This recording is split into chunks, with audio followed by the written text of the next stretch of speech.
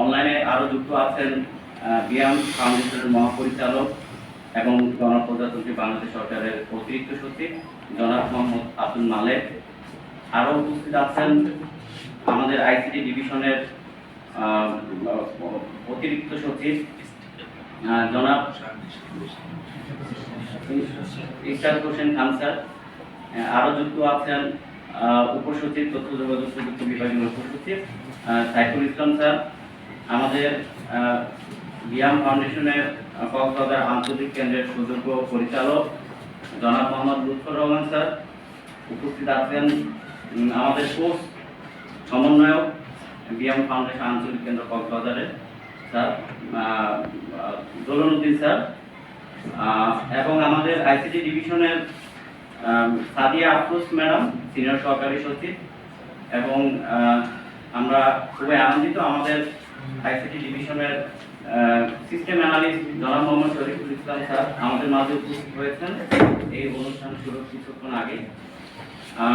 আরও উপস্থিত আছেন আমাদের এই প্রথম ব্যাচে সঞ্জীবনী প্রশিক্ষণ কোর্সের প্রথম ব্যাচে টিম লিডার হিসেবে দায়িত্বপ্রাপ্ত জনাব মোহাম্মদ নিজামুল আলম স্যার, সহকারী সচিব তথ্য যোগাযোগ প্রযুক্তি বিভাগ। তো আমাদের আজকের এই সমাপনী অনুষ্ঠানে আমি আসলে আমার অনুভূতি বলতে সবচেয়ে বেশি আমি খুবই আনন্দিত। আমরা বিগত কয়েক বছর ধরে আমরা চেষ্টা করছিলাম আসলে কক্সবাজারের বিয়াম ফাউন্ডেশনে আমরা কোনো সঞ্জীবনী প্রশিক্ষণ কোর্স করতে পারি কিনা, কিন্তু হয়তো অনেক চেষ্টার পরেও ওনাদের এত বিজি থাকে। এটা যেহেতু একটা পর্যটন জেলা, ওই হিসেবে এখানে চাহিদাটা বেশি থাকে, তো আমরা কোনোভাবেই আগে হয়তো প্রশাসনের মাধ্যমে যোগাযোগের মাধ্যমে এটা আমরা খালি পাচ্ছিলাম না। আমাদের সরকারও আমাদের সচিব মহোদয়ের একান্ত প্রচেষ্টায়, ওনার আন্তরিকতায় এবং আমাদের প্রশাসনের ছাত্রের আন্তরিকতায় এবং সর্বোপরি বিয়াম ফাউন্ডেশনের মহাপরিচালক স্যারের আন্তরিকতায় আমরা এবারে সুযোগ পেয়েছি এবং আমরা 3 ব্যাচে আমরা এই সঞ্জীবনী প্রশিক্ষণ কোর্সটা আমরা সম্পন্ন করব। তার মধ্যে আমরা হলাম প্রথম ব্যাচ এবং এই ব্যাচে আমার অনুভূতির মধ্যে আসলে বলার কোনো ভাষা নেই। শেষ মুহূর্তে যেহেতু আজকে আমরা এখান থেকে চলে যাব, তারপরেও আমি বলছি আমাদের এখান থেকে যে আমরা প্রশিক্ষণ কোর্স মানে শুধু ঘোরাফেরা না, আমরা এখানে সঞ্জীবনী প্রশিক্ষণের এই যে বিভিন্ন এখানকার দর্শনীয় স্থান পরিদর্শনের পাশাপাশি আমরা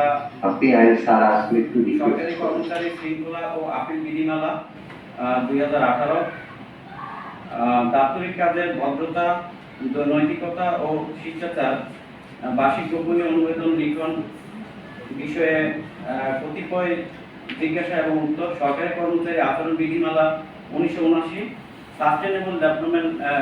সাস্টেনেবল ডেভেলপমেন্ট বোর্ড এসডিজি বিষয়ে সচিবালয়ের নির্দেশমালা 2014 থেকে আমাদের মহাপরিচালক স্যার খুব অত্যন্ত চমৎকারভাবে ক্লাস নিয়েছেন কিভাবে নথি ব্যবস্থাপনা, নথিপত্র কিভাবে গ্রহণ করতে হয়, ডায়েরিভুক্ত করতে হয় এবং ডিজিটাল নথি নম্বর সম্বন্ধে আমাদের খুবই সুন্দরভাবে ধারণা দিয়েছেন।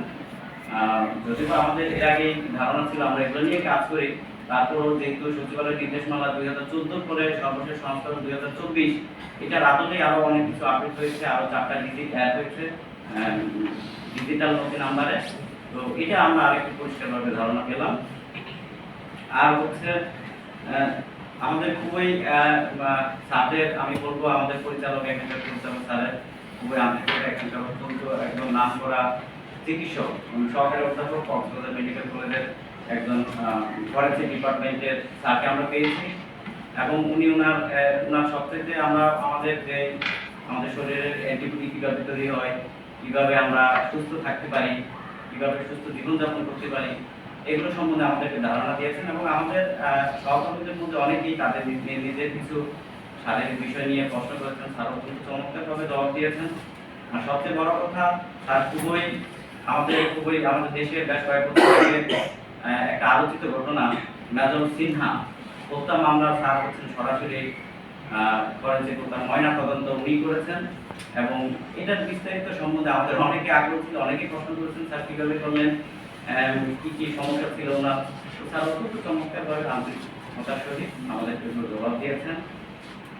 এছাড়া আমরা জিআরপি নিয়ে আমাদের টিম লিডার স্যার একটা ক্লাস নিয়েছেন, পিপিআর নিয়ে কীভাবে পিপিআর অনুযায়ী কেনাকাটা করা লাগে, জিআরপি কীভাবে আমরা বার্ষিক একটা চাহিদা একটা কেনাকাটার পরিকল্পনা কীভাবে করতে পারি। স্যার কিন্তু লজিস্টিক সেবা শাখায় আছেন, তো স্যারের কাছ থেকেও আমরা আরও অনেক কিছু এখানে যেহেতু একটা আলাদা পরিবেশে শিক্ষা আরেকটু আমরা সুন্দরভাবে শিখতে পেরেছি বিষয়গুলো। আর হচ্ছে সবথেকে বড় কথা হচ্ছে শুদ্ধাচার। আমাদের অতিরিক্ত সচিব কামনাথ সিদ্দিকা ম্যাডাম অনলাইনে যুক্ত হয়ে একটি সেশন পরিচালনা করেছেন শুদ্ধাচার এবং হচ্ছে লিডারশিপ নিয়ে। লিডারশিপ কীভাবে আয়ত্ত করতে হয়, আসলে কীভাবে লিডারশিপটা আসলে নিজেকেই আয়ত্ত করতে হয়, নিজের যোগ্যতা দিয়ে, নিজের মেধা দিয়ে। এটা সম্বন্ধে স্যার আমাদের খুবই চমৎকার সেশন পরিচালনা করেছেন। এরপরে হচ্ছে এছাড়া আমরা ডিপিপি আমাদের সাথী আজকে ক্লাস নিয়েছে ডিপিপি নিয়ে, কীভাবে একটা ডিপিপির ডেভেলপমেন্ট প্রজেক্ট প্রপোজাল কীভাবে তৈরি করা লাগে, কীভাবে সংশোধন করা লাগে এগুলো সম্বন্ধে আমরা ধারণা নিয়েছি। আর আমাদের সবথেকে আকর্ষণীয় বিষয় যেটা ছিল যে ঘোরাঘুরি। আমরা প্রথম কলেজ দিনই কলেজ দিনে আমরা এখানে স্টে করার মেবি 8 তারিখে আমরা গিয়েছিলাম মহেশখালীতে। তো মহেশখালীতে ওইখানকার খুবই প্রাচীন মন্দির আদিনাথ মন্দির হিন্দু ধর্মাবলম্বীদের, ওটা পরিদর্শন করেছি। এরপরে ওখানে এখানকার প্রাচীন সম্প্রদায়ের একটা স্বর্ণ মন্দির নামে একটা মন্দির আছে, ওইখানে আমরা পরিদর্শন করেছি। পরবর্তীতে আমরা টেকনাফে গেলাম। টেকনাফে আমরা রাস্তার মাঝ দিয়ে আমরা কীভাবে নাফ নদী, ওইখানকার মায়ানমারের কিছু অংশ আছে আর বাংলাদেশের কিছু অংশ, নাফ নদী আমরা দেখেছি। তারপরে ওই দিকে আমরা মেরিন ড্রাইভ করে আমরা ইনানি বিচ, আমরা হিমছড়ি, তারপরে হচ্ছে যেখানে মেজর সিনহাকে মারা হয়েছে তিনি কি ওই এয়ারপোর্টটা আমাদেরকে দেখিয়েছেন। আমাদের গাইড খুব চমৎকারভাবে আমাদেরকে ড্রাইভার যারা যিনি গাড়ি চালক উনি খুব, আমি ড্রাইভারের পাশে বসেছিলাম, উনিও ড্রাইভ করতে করতে হালকা কথা আমাদেরকে ধারণা দিয়েছিলেন।